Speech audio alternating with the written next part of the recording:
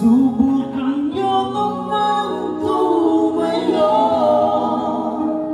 at baka matanaw at baka matanaw ninyo ang tunay na kalagayan ko.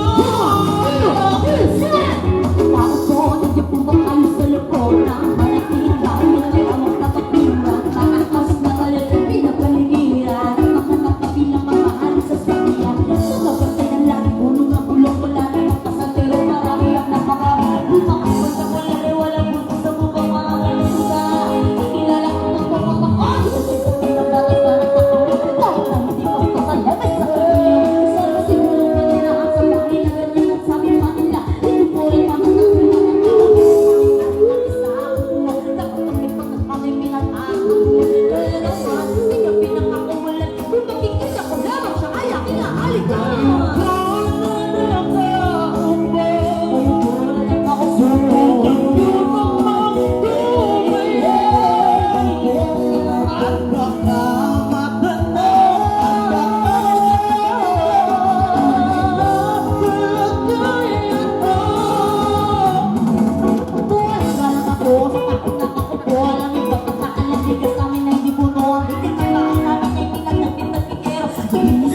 Thank you, Mom.